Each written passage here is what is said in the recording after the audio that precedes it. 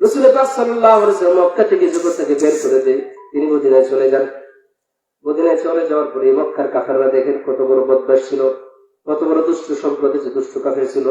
আল্লাহর নবীকে সাহাবায়ে কেরামকে মদিনা থেকে মক্কা থেকে তারা বের করে দেয়। মক্কার মধ্যে তাদের বাড়ি ছিল, তাদের ঘর ছিল, তাদের পরিবার ছিল, আপনজন ছিল, সবকিছু দরকার। আল্লাহ রাসূল যখন মদিনায় চলে যান, এতটুকুতে মক্কার কাফেররা সন্তুষ্ট নয়। 400 কিলোমিটার দূরে গিয়ে আল্লাহ রাসূল সাল্লাল্লাহু আলাইহি ওয়াসাল্লাম এবং সাহাবাইকে মারার জন্য তারা গেছে, বদরের যুদ্ধ করতে যায় নাই। 400 কিলোমিটার দূরে মারতে গেছে, বাড়ি থেকে বের করছে। বের করার পরে তারা যেখানে একটা কল্পনা করে দেখে, আপনার চাচাতো ভাই আপনার মারে, অত্যাচার করে, তার অত্যাচারের জ্বালায় আপনি বাড়ি থেকে সিলেট গেছেন। কোন জায়গায় গেছেন? না, সিলেট গেছেন। সিলেট গিয়া কোন মধ্যে একটা বাড়ি রয়েছে, কি আপনার চাচাতো ভাইয়ের ছেলে, আত্মীয় স্বজন, এরা এখান থেকে গেছে সিলেট আপনার ফিরানো লাগে। কোন তো এই কাজটা কেমন, কত মারাত্মক না? ও আমার ওরা কথাটা শুনে দেখেন না, আল্লাহ নবীকে মারার জন্য, সাহাবায়ে কেরামকে ইস্তেনাবুদ করার জন্য এরা মক্কা থেকে 400 কিলোমিটার দূরে মদিনায় যায়, বদরে যায়, উহুদে যায়, খন্দকে যায়। রাসূল পাক সাল্লাল্লাহু আলাইহি ওয়াসাল্লাম বদরের যুদ্ধে সেবন হয়েছিল 313 জন সাহাবী, মাত্র 313 জন মুসলমান। কোন সরু সামানা নাই, অস্ত্র নাই, ডাল নাই, তলোয়ার নাই, ঘোড়া নাই। আমার আল্লাহ নবী বদরের যুদ্ধে দেখা যায় কাফের আছে 3000 কাফের আল্লাহ রাসূলকে হত্যা করার জন্য, মারার জন্য। আমার আল্লাহ নবী এমন একটু দিয়ে হয়ে গেছে, সাহাবীদের ভিতরে ভয়, আমরা মাত্র 300 জনের সাথে সাথে পারবো কেমনে? সাইয়েদনা আবু বকর সিদ্দিক বলেন, আমি গিয়ে দেখি আল্লাহ রাসূল সাল্লাল্লাহু আলাইহি ওয়াসাল্লাম আল্লাহর কাছে কাঁদতেছে, বলতেছে, ও আল্লাহ গো, লাউ তাহলিক হাযিহি সাবাতুল আবদু বাতিলার। ও আমার মাবুদ, এই যে 313 জন মানুষ আসমানের নিচে জমিনের উপরে, এই 313 জন ছাড়া তোমাকে সিজদা করার মতো কোনো মানুষ নাই। ও আমার রব, 313 জন ছাড়া আসমানের নিচে জমিনের উপরে সিজদা করার মতো মানুষ নাই। তুমি যদি 313 জনকে হালাক করে দাও, মনে রেখো আনতুবা ফিল আরদি, জমিনের উপর তোমাকে সিজদা করার মতো কোনো মানুষ পাওয়া যাবে রব্বুল আলামিন। তুমি 313 জনের জামাত মাওলাকে তুমি বিজয় দান করো, বলি সুবহানাল্লাহ। আল্লাহ পাক রব্বুল আলামিন জিবরাইলকে পাঠায়, ও জিবরাইল, তুমি যাও আমার হাবিবকে সান্ত্বনা দিয়ে বলো, আল্লাহ পাক রব্বুল আলামিন আপনাকে লাঞ্ছিত করবেন না, অপমানিত করবেন না। আপনি বদরের প্রান্তর দিকে আপনি বিজয়ের বেশি ইনশাআল্লাহ মদিনা ফিরবে, বলে ঠিক কিনা? আল্লাহ পাক রাসূল পাক সাল্লাল্লাহু আলাইহি ওয়াসাল্লাম বিজয় দান করেন। ও আমার ভাইরা, যে কথা বলছিলাম, হঠাৎ করে দেখেন মুসলমানের ভিতরে এই এতগুলো, তারা মক্কা থেকে বারবার আসে মুসলমানকে হত্যা করার জন্য। মুসলমানদের ভিতরে এরকম ভাবে কষ্ট এবং দুঃখ বারবার। এই মুহাজির গুলো, এই মুহাজির সাহাবী গুলো, তারা যখন মক্কা থেকে মদিনায় আসো, আমার ভাইয়েরা, মদিনার মধ্যে একটা ঈদ শুরু হয়েছিল, উৎসব শুরু হয়েছিল, কষ্টের দিন। আজকে আমার ভাইয়েরা, আপনি মুসলমান, আপনি জানেন না আপনি কিভাবে মুসলমান। কারণ হচ্ছে, যে জিনিস পাওয়ার জন্য ভাই যার কষ্ট যত বেশি, সেই জিনিসের মায়াও, যে জিনিস অর্জন করতে কষ্ট যত বেশি, সেই জিনিসের মায়াও তত বেশি। দেখেন, এককালে মহিলাদের সিজার লাগতো না, কষ্ট করে বাচ্চা হইতো, আর সেই বাচ্চার প্রতি মায়া, মহব্বত, দরদ কি থাকতো, বেশি থাকতো। আর এখন দেখেন, বাচ্চা বাইর করে, কি আছে বাচ্চা বাইরে ছুটির খবর নেই, বেটি বলে ফেসবুক চালা, কি চালা, বুঝতেছেন নি? তার ওটির মধ্যে নিয়ে বলে মোবাইল একটা দেখা বলে ফেসবুক চালা, পেট কাটতে বাচ্চা যে কিছু বাইর করছে খবর এই নেই। কথা বলেন ঠিক কিনা? যেই মা বাচ্চা প্রসব করতে গিয়া ব্যথা পায় না, কষ্ট পায় না, বাচ্চার দুধ খাবার লাগে না, এই মায়ের বুঝে আদর যতন থাকবো সন্তানের প্রতি থাকবে? এই জন্য তো এখন মনে করেন মাও ডিজিটাল, সন্তানও কি ডিজিটাল। কথা বলেন ঠিক কিনা? গরুর বাচ্চাটা বাইরে লোক কি সুন্দর করে বাছুর দ্বারে ছাড়ে না? আহা, কারণ হচ্ছে দীর্ঘদিন পর্যন্ত, 1 বছর পর্যন্ত গরুটা বাছুর দ্বারের ভিতরে লালন করছে। দেখবেন, কথা বললে তো অনেক কথা আসে। আমার ভাইয়েরা, মুরগি দেখবে খুব নিরীহ একটা প্রাণী, নিরীহ একটা মুরগি। মুরগি যখন বাচ্চাওয়ালা হয়, মুরগি রাগ করে নিয়ে বলে, তো মুরগির তো রাগ আসেনি। মুরগির বাচ্চারা আপনি যখন ধরতে যাবেন, বুঝি দৌড়ান দেয় না? কাউয়া যদি বাচ্চা দৌড়ান দেয় না? ছেলে বাচ্চাদের দৌড়ান দেয় না? এই ডাকটা এটা কে দিছে? কে দিছে? আল্লাহ জানে। তুমি যদি রাগ না করো তোমার বাচ্চারা নিয়ে যাবে। এটা কার দান? আল্লাহ পাকের দান। এটা কার দান? আল্লাহ পাকের। সুতরাং মুরগির বাচ্চা, মুরগি যদি রাগ না করে তাহলে বাচ্চাকে হেফাজত করতে পারবে। ও আমার ভাইরা, যে কথা বলতেছিলাম, আল্লাহ পাক রব্বুল আলামিন তার নবীকে, তার নবীর মধ্যে রহমত দিয়েছিলেন, মায়া দিয়েছিলেন, আদর দিয়েছিলেন, তার নবীর ভিতরে রাগও দিয়েছিলেন। যখন দয়া করার কথা রাসূল দয়া করছেন, তিনি ছিলেন রাহমাতুল আলামিন। আল্লাহ বলেন, ওয়ামা আরসালনাকা ইল্লা রাহমাতাল লিল আলামিন। হে নবী, আমি আপনাকে পাঠিয়েছি রাহমাতুল আলামিন স্বরূপ, আপনি রহমত স্বরূপ। আপনি দুনিয়াতে থাকাই মানে দুনিয়ার জন্য রহমত, সব জায়গায় রহমত। আপনি সাহাবীদের থাকলে সাহাবীরা বড় সবাই রহমত পায়। কিন্তু যখন আমার আল্লাহ নবী, যিনি কোনদিন নিজ হাতে একটা পিঁপড়াও পর্যন্ত মারে নাই, সে আল্লাহ নবী যুদ্ধের ময়দানে তীর মারছেন, সে আল্লাহ নবী যুদ্ধের ময়দানে তলোয়ার ধারণ করেছেন কাফেরদের বিরুদ্ধে। দর্শন কিনা বলেন সব। সুতরাং বোঝা গেল আমাদের ভিতরে যে রাগ এবং বিনয় দুটোই কিন্তু কার পক্ষ থেকে? আল্লাহর পক্ষ থেকে। যখন বিনয়ের দরকার তখন বিনয় দেখাইতে হবে, যখন রাগ করা দরকার তখন কি দেখাইতে হবে? রাগ দেখাইতে হবে। শুধু সবসময় রাগটা কিন্তু এটা খারাপ না, রাগ ভালো, কিন্তু রাগটা কোথায় করতে হবে? জায়গা মতো করতে হবে, সময় মতো করতে হবে। যাই হোক, যেই কথা বলছিলাম আমার ভাইয়েরা, কথাটা মেরে উদ্দেশ্য নেন। আমার নবী মক্কা থেকে আসে, দীর্ঘদিন পর্যন্ত মক্কা দেখা হয় নাই, প্রায় 6 বছর হয়ে গেছে।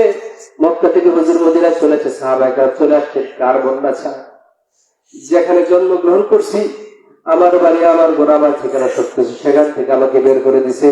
কার মন আছে নিজের বাড়িতে না যাইতে? একটা পাখি পর্যন্ত সারাদিন যেখানেই যায়, পাখিটা সন্ধ্যার পরে কিন্তু নিজের বাড়িতে ফিরে আসে, বলে ঠিক কিনা? একটা মুরগি দেখবেন সারাদিন যেখানে খাওয়া খাদ্য করে সন্ধ্যার সময় কিন্তু বাড়িতে ফিরে আসে। গরুটার বাইরে বাইরে রাখছুন, দেখবেন গরুটা সারাদিন কোনো কিছু চিল্লা ফাল্লা করে না। সন্ধ্যা যখন হয়ে গেছে, মনিবকে খুঁজে এরকম ভাবে বেমরাইতে থাকে গরুটা। কারণ হচ্ছে চিন্তা করে এখন তো বাইরে থাকার সময় আমাকে ঘরে যাইতে হবে। আমার ভাইয়েরা বলেন কিনা, সিদ্দিক না? আমার ভাইয়েরা প্রতিটি প্রাণী বাড়িঘর যাওয়ার জন্য স্থির হয়ে যায়। সাহাবায়ে কেরাম মনে মনে কান্দে, তার মনে মনে মিনমিন করে কান্দে। অনেক সাহাবী চলে আসছেন, তার বিবি রয়ে গেছে মক্কা। অনেক সাহাবী চলে আসছেন, তার ছেলেটা মক্কা। অনেক সাহাবী চলে আসছেন আত্মীয় মক্কা, তাদের জন্য কান্দে। দীর্ঘ 6 বছর পর্যন্ত হয়ে গেছে, তাদের সঙ্গে দেখা নাই। হঠাৎ আল্লাহ নবী একদিন ফজরের নামাজে পড়ে সাহাবীদের তাই গো, সাহাবীরা তোমরা শোনো শোনো শোনো, এদিকে আসো। ও আল্লাহ নবী, কি বলবেন আপনি? এমন ভাই বলতেছেন। আমার আল্লাহ নবী বলেন, ও আমার সাহাবীরা শোনো, আমি আজকে রাত্রে স্বপ্ন দেখছি, আমি তোমাদেরকে নিয়ে সাফা মারওয়া জিয়ারত করতেছি। সুবহানাল্লাহ। ও আমার সাহাবীরা শোনো, আমি তোমাদেরকে নিয়ে বাইতুল্লাহ জিয়ারত করতেছি, আমি তোমাদেরকে নিয়ে ইহরামের কাপড় পরে আমি উমরা করতে গেছি। সাহাবায়ে কেরাম চোখের পানি মুছে তারা আনন্দ উৎফুল্ল হয়ে গেলেন। কারণ আমরা যে নবীদের স্বপ্ন কিন্তু নবীরা, নবীদের স্বপ্ন কিন্তু স্বপ্ন না, নবীদের স্বপ্ন কিন্তু বাস্তব, বলেন ঠিক কিনা? নবীদের স্বপ্ন কিন্তু বাস্তব, নবীদের স্বপ্ন বাস্তব। নবীদের স্বপ্ন শুধু স্বপ্ন না, আমরা স্বপ্নের মধ্যে আজমাঝে অনেক কিছু দেখি। কথা কি বুঝাচ্ছি? আমরা স্বপ্নের মধ্যে দেখি, রাত্রেবেলায় স্বপ্ন দেখি, যে মনে করেন যে এই হোটেলে গেছি, হোটেলে তন্দুর রুটি নিয়ে, নান রুটি নিয়ে, মনে করেন যে মুরগি রোস দিয়া সুন্দর করে খাবার খেতেছি। সকালে ঘুমিয়ে টুটিতে হাই হাই, আমরা বালিশ দিয়ে অতিথি খাওয়া শেষ, বালিশ খায় চূড়া যা মুখ পড়ে আছে। আসলে স্বপ্ন দেখছি কি খাইছি? তন্দুর রুটি খাইছি, কিন্তু আসলে কি খাইছি? বালিশ খাইছি। বুঝলি, রাত্রে স্বপ্ন দেখি একজনের সাথে মারামারি করছি, সকালবেলা ঘুমিয়ে টুটে দিও আমার বাইরের দেওয়ালের মধ্যে বসে করে রক্তের মধ্যে হাত রঞ্জিত করছি, হাত ভেঙে গেছে। স্বপ্নে আমরা উল্টাপাল্টা জিনিস দেখি না। সুতরাং আমাদের স্বপ্ন আর রসুলের স্বপ্ন কিনা এক না। রসুলের স্বপ্ন, নবীদের স্বপ্ন বাস্তব।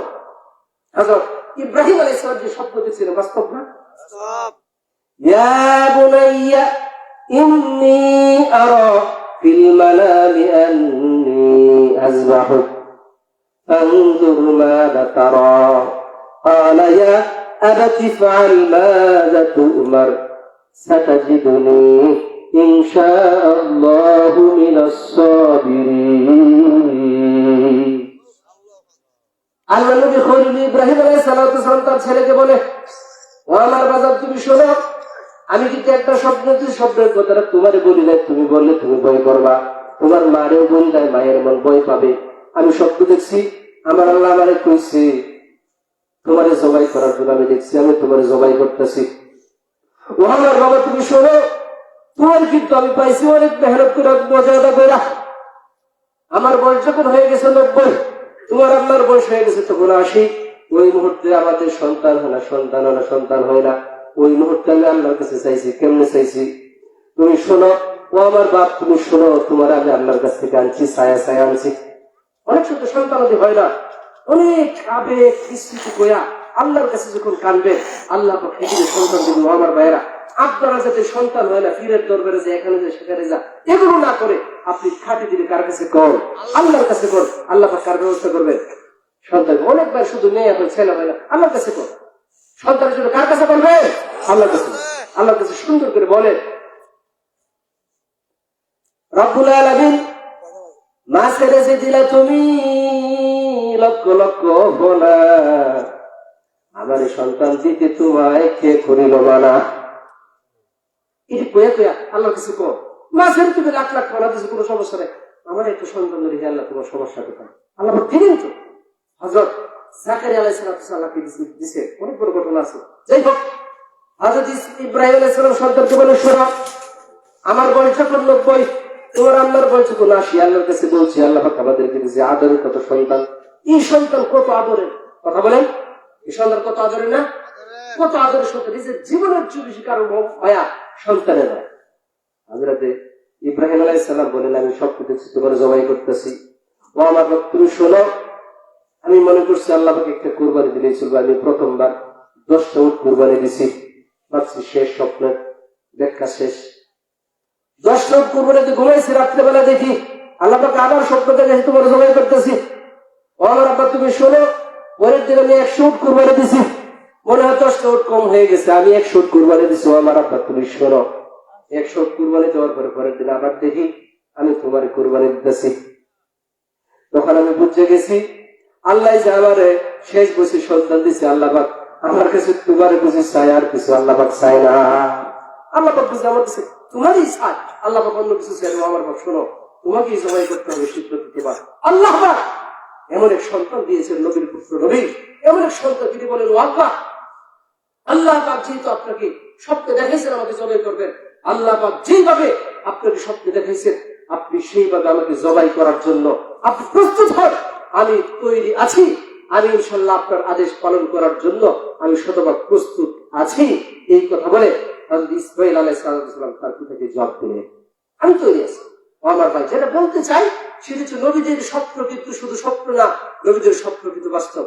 আমরা যেই কথা বলছিলাম, আল্লাহ নবী সাহাবায়ে কেরামকে বলে, তোমরা শোনো, আমি তো স্বপ্ন দেখছি, আমরা যাইতেছি উমরায়। সাহাবায়ে কেরামের রপ্ত শুরু হয়ে গেছে, সবাই প্রস্তুত, আল্লাহ নবী উমরায় যাবেন, আমরা মক্কায় যাবো, যা করছি আল্লাহ, আমরা যাবো মক্কায়। সাহাবায়ে কেরাম প্রস্তুতি নিতেছে, রাসূল জিলকদ মাস, মাসটা কোন মাস? কোন মাস? জিলহজ মাসের আগের যে মাসটা, সেই মাসটাকে কি বলে? জিলকদ মাস বলে। যাই হোক, আল্লাহ নবী সাহাবায়ে কেরামকে প্রস্তুতি দিতে বলেন, তোমরা প্রস্তুতি গ্রহণ করো। সাহাবায়ে কেরাম দেখা যায় প্রস্তুতি গ্রহণ করছে তারা উমরায় যাওয়ার জন্য। জিলহজ মাস, এটা 6ষ্ঠ হিজরি, ষষ্ঠ হিজরি, মানে হিজরত করে আসছে 6 বছর হয়ে গেছে। 6ষ্ঠ হিজরিতে সাহাবায়ে কেরাম রওনা দিলেন উমরা করার জন্য। কি করার জন্য? উমরা করার জন্য। আল্লাহ রাসূল জানতেন যে ওখানে মক্কায় কিন্তু অসংখ্য কাফের, কারণ এর আগের বছর, কথা বলছেন, পঞ্চমীর আগের বছরে খন্দকের যুদ্ধে প্রায় 10,000 কাফেরদেরকে এই মক্কার কুরাইশরা নিয়ে গেছিল কোথায়? মদিনার মুসলমানদেরকে নিষ্পেষিত করার জন্য, পারে নাই। সবকিছু ঐক্যবদ্ধ আছে। রাসূল চিন্তা করলেন, আমরা যে ওখানে যাচ্ছি, আমরা মুষ্টিমেয় একজন সাহাবী, ওরা কিন্তু উস্কানিমূলক কোন যুদ্ধে আক্রমণ করবে। এই জন্য আল্লাহ রাসূল বলছেন যে দেখো, শুধুমাত্র রাস্তা নিরাপত্তার জন্য হালকা একটা লাঠি, একটা তলোয়ার সাথে নাও, বড় ধরনের কোন আক্রমণ যুদ্ধ করার জন্য যেগুলো ডাল তলোয়ার নিয়ে যায়, ওইরকম কোন প্রস্তুতি নেওয়ার কোন দরকার নেই, কেউ নিবে না। আমরা যাচ্ছি আল্লাহর ঘর জিয়ারত করার জন্য, উমরা করার, ইবাদত পালন করার জন্য। আমরা যেন তাদেরকে বুঝাইতে পারি তাদের সাথে আক্রমণ করার জন্য আসি নাই, মারামারি করার জন্য আসি নাই, তাদের বিরুদ্ধে কোন অস্ত্র ধারণ করার জন্য আমরা আসি নাই। আল্লাহ রাসূল প্রস্তুত সাহাবায়ে কেরাম যাইতেছে। সাহাবায়ে কেরাম যাইতে যাইতে যাইতে যাইতে এক জায়গায় গিয়ে আল্লাহ রাসূল সাল্লাল্লাহু আলাইহি ওয়াসাল্লাম ইহরামের কাপড় বদলেন। উমরায় গেলে কিন্তু নিয়ত করা লাগে। কি করা লাগে? উমরায় গেলে কি করা লাগে? আপনারা এখানে কারা কারা উমরায় গেছেন হাত তুলে দেখি। এই যে উমরায় গেছে। যাই হোক, উমরায় গেলে কি নিয়ত করা লাগে? ইহরামের কাপড় বাঁধা লাগে, তালবিয়া পরা লাগে। আল্লাহ, হ্যাঁ, তালবিয়া পরা লাগে। কি পরা লাগে? তালবিয়া। লাব্বাইক আল্লাহুম্মা লাব্বাইক, লাব্বাইক লা শারীকা লাকা লাব্বাইক, হ্যাঁ, ইন্নাল হামদা ওয়ান নি'মাতা লাকা ওয়াল মুলক লা শারীকা লাক। তালবিয়া পরে আপনার ইহরামের একটা সাদা কাপড়, মরণের কাপড়টা পরা লাগে, কাফনের কাপড়টা। সাহাবায়ে কেরাম সবকিছু পরে ইহরামের কাপড় চোপড় বেঁধে তারা চলছেন আনন্দে। এখানে কিন্তু মুহাজির, মক্কা মুহাজির, আনসার সবাই কিন্তু আছে, সবাই খুশি। প্রায় 1400 সাহাবায়ে কেরাম, 1500, 1700 সাহাবায়ে কেরাম নিয়ে আল্লাহ রাসূল চলতেছে কি করার জন্য? উমরা করার জন্য। ষষ্ঠ হিজরির ঘটনা। আল্লাহ রাসূল যখন যায়, মক্কার কাফেররা রাস্তায় রাস্তায় গোয়েন্দা লাগাই রাখছে। তারা গুপ্তচরের মাধ্যমে খবর পেয়ে গেছে নবী মুহাম্মদ আসতেছে উমরা করার জন্য। মক্কার কাফেরদের গায়ের মধ্যে আগুন লাগিয়ে গেছে।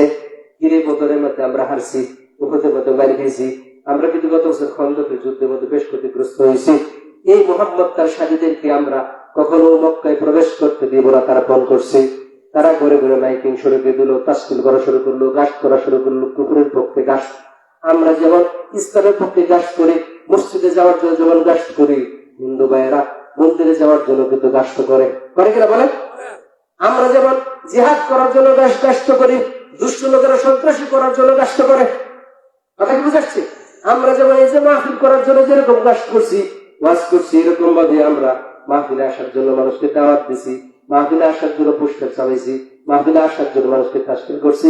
ঠিক তদ্রুপ এমনও হতে পারে একজনের গান সাজাইছি, গানের মধ্যে আসার জন্য সারাও মানুষকে গাছ করে তাশকিল করে। বলেন ঠিক কিনা? যে যেটা যার সেটা দোকানদারি, এই দোকানদারি বেচার জন্য, মাল বেচার জন্য সেটা চেষ্টা করবেই। এটাই হচ্ছে কি স্বাভাবিক ঘটনা। মক্কার কাফেরদের শরীরের মধ্যে আগুন জ্বলে গেল। মুহাম্মদকে কখনো আসতে দেওয়া যাবে না। তারা এরকম ভাবে একদল লোক পাঠায়া হুদাইবিয়া নামের জায়গা, আজকে এখন যে জায়গাটার নাম সুমাইসি, জায়গাটার নাম কি? সুমাইসি। জেদ্দা থেকে মক্কায় ঢোকার পথে, মক্কায় যাওয়ার আগে 10 মাইল আগে একটা জায়গা, এটা আগে নাম ছিল হুদাইবিয়া, এখন নাম হচ্ছে সুমাইসি। আল্লাহ রাসূল যখন ওখানে গেলেন, তাকে থামাইয়া দিল। মক্কার কাফেররা বলতো, আপনি এক পা আগাইতে পারবেন না, এখানে বসেন, আগে ফাইসালা হবে, তারপরে ভিতরে ঢুকবেন। আল্লাহ রাসূল এখানে অপেক্ষা করে। তিনি আল্লাহ রাসূল হযরত উসমানের বাড়ি, ওনাকে বলে, উসমান রে, তোমার কিন্তু মক্কার কাফেরদের কাছে একটা মর্যাদা আছে, মক্কার কাফেররা তোমাকে সম্মান করে, তোমাকে অভিজাত মনে করে, তুমি তাদের কাছে যাও। উসমানের, তুমি তাদের কাছে 3টা পয়গাম নিয়ে যাও। 1 নম্বর, তুমি তাদেরকে প্রথমে ইসলামের দাওয়াত দেবে। ইসলাম যে শান্তির ধর্ম, ইসলাম অশান্তির ধর্ম না, ইসলাম হচ্ছে মহব্বতের ধর্ম, ইসলাম কোনো সন্ত্রাসের ধর্ম না। এই কথাটা তাদেরকে বোঝাই দেবা। 2 নম্বর কথা হচ্ছে, তাদেরকে বলবা যে আমরা দেখো, এই বছর আমরা শুধুমাত্র উমরা করার জন্য আসছি, আমরা তোমাদের বিরুদ্ধে জিহাদ করার জন্য আসে নাই, অস্ত্র করার জন্য আসে নাই, মারার জন্য আসে নাই। 3 নম্বর, মক্কার মধ্যে যে সমস্ত মজলুম মুসলমান আছেন, নারী পুরুষ, তাদেরকে বলবা, শোনো, তোমরা কি তার কিছু দূর অপেক্ষা করো, তোমাদের সামনে বিজয় আসতেছে। অনেকগুলো মুসলমান যারা মক্কার মধ্যে আটকা পড়ছিল, যারা হিজরত করে মদিনা যাইতে পারে নাই, আল্লাহ রাসূল তাদের সাথে এই পয়গামটা পাঠাইছেন। উসমান তাদের কাছে যাওয়ার পরে মক্কার কাফেররা উসমানের সাথে কথা বলে তাকে আটকাইছে, বন্দী করছে। বুঝাচ্ছে কথাটা? গুপ্তচর হত্যা করার মতো বিষয়, সে কাফের হোক, আমাদের দেশে বিদেশে যে সমস্ত রাষ্ট্রদূত থাকে, ওদেরকে মারা যাবে না, আন্তর্জাতিক আইন আছে। এখন কথা হচ্ছে, উসমানকে ওরা গুম করছে, ওরা 3 দিন পর্যন্ত আটকা দিয়েছে। কি 10 মাইল পর তুমি ঘুরে দেখেছে, আসতে তো বেশিক্ষণ লাগার কথা না। 3 দিন পর্যন্ত হয়ে গেছে, লোক পড়ায়, উসমানের কোনো খবর নাই। 3 দিন পর্যন্ত গুম করে গেছে, তার কোনো খবর নাই। এমন তারাই কিন্তু একটা গুজব ছড়াই দিছে, উসমানকে হত্যা করেছে। কি করা হয়েছে? উসমানকে হত্যা করেছে। উসমানের বাড়ি মদিনার মানুষের কাছে অত্যন্ত শ্রদ্ধাভাজন একজন সাহাবী ছিলেন, আল্লাহ রাসূলের মেয়ের জামাই ছিলেন, অত্যন্ত পরবর্তীতে তিনি খলিফাতুল মুসলিমিন ছিলেন। পরে আল্লাহ রাসূলের পরে 3 নম্বর, তার এই যে শাহাদাতের খবর পেয়ে সাহাবায়ে কেরামের ভিতরে তাদের পরিচয় আগুন ধরে যায়, রক্তে আগুন ধরে যায়। রাসূল পাক সাল্লাল্লাহু আলাইহি সাল্লাম সমস্ত সাহাবায়েকে ডাকলেন, ডাকার পরে বললেন, ও আমার সাহাবারা, আমাদের কাছে সংবাদ এসেছে উসমানকে তারা শহীদ করেছে। সুতরাং দেখো, আমরা এখানে শপথ গ্রহণ করব, যতক্ষণ পর্যন্ত উসমানকে শাহাদাতের প্রতিশোধ আমরা গ্রহণ না করব, ততক্ষণ পর্যন্ত আমরা মক্কার জমিন ত্যাগ করব না। সাহাবায়ে কেরামের মধ্যে এই একটা, যখন একটা বিপদ সামনে আসে, আসলে মুসলমানদের বিপদ যখন সামনে আসে, মুসলমানদের সেটা ঐক্যবদ্ধ হওয়ার সময় না বিভক্ত হওয়ার সময়? কথা বলেন না কেন? মুসলমানদের ঐক্যবদ্ধ হওয়ার সময়। ইসলাম আজকে সারা মুসলিম জাহান আজকে বিপদগ্রস্ত। এই বিপদগ্রস্ত সময়ে মুসলমানদের প্রয়োজন ছিল ঐক্যবদ্ধ হওয়া, কিন্তু মুসলমান এখনো পর্যন্ত ঘুমায় রয়েছে। এখনো পর্যন্ত মুসলমান বিভক্ত, নিজেরা মারামারি কাছাকাছি করে নিজেদের শক্তি নিজেরা নষ্ট করে। ইহুদি খ্রিস্টান আমাদের কর্মকাণ্ড থেকে হাসে, সনাতনী ধর্মের লোকেরা আমাদের কর্মকাণ্ড দেখে হাসে। আমরা যখন নিজেরা মারামারি করে রক্তারক্তি করি, মানুষ কিন্তু হাসাহাসি করে। কথা বলে ঠিক কিনা? নিজেরা এই কাজটা করা যাবে না। যখন বলে না এটা শেষ করা যাবে না, 1 ঘন্টা লাগবে। শেষ করলে 1 ঘন্টা লাগবে শেষ করা যাবে। যাই হোক, যেই কথাটা বলছিলাম, তখন রাসূল পাক সাল্লাল্লাহু আলাইহি ওয়াসাল্লাম সাহাবায়ে কেরামের কাছ থেকে বায়াত নিলেন। সাহাবায়ে কেরাম আল্লাহ রাসূলের হাতে হাত রেখে তারা শপথ গ্রহণ করলো। তারা কি বলছিল? নাহনুল্লাযীনা বায়াউ মুহাম্মাদা আলাল জিহাদি মা বাকিনা আবাদা। নাহনুল্লাযীনা বায়াউ মুহাম্মাদান আলাল জিহাদি মা বাকিনা আবাদা।